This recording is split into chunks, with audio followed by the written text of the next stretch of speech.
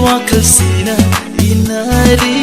na chungum aina samlang duda yani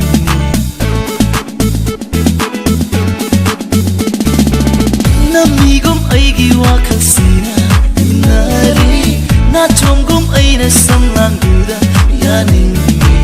chum thangum na nana saklo lauda na ba thawai sina nangu manglanda selari bithokraba thamoy say lok sing ba yare roy ban thong yau free from the mi pai cherkini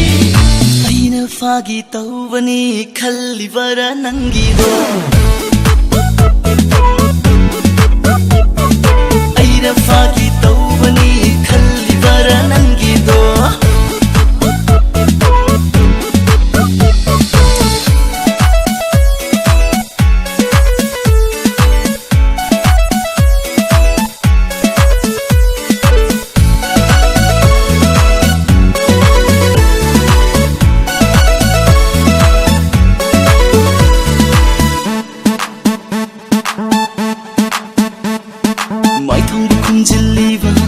Salang do hai dok nini chinbal da tai siliba machu do oi jenini naksam da tarak liba humang gi irik singdo thatuna leina ba liklang ko oi chagi khut sa da lai ting liba khudok do oi nini khuji gi ma kho do tar ga lai nini aina fagi tawbani khalli bara nangi do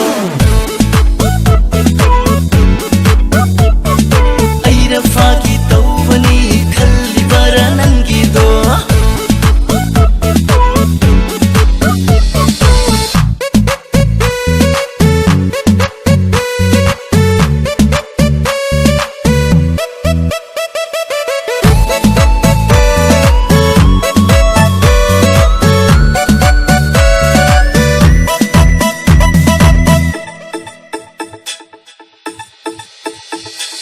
Kalin gi matam duda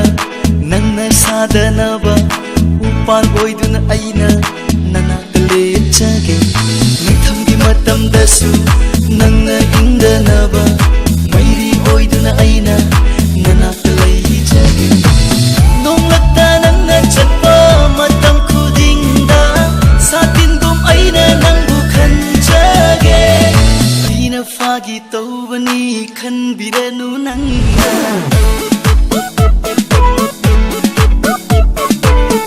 fagi tawbani khalli bara nangi do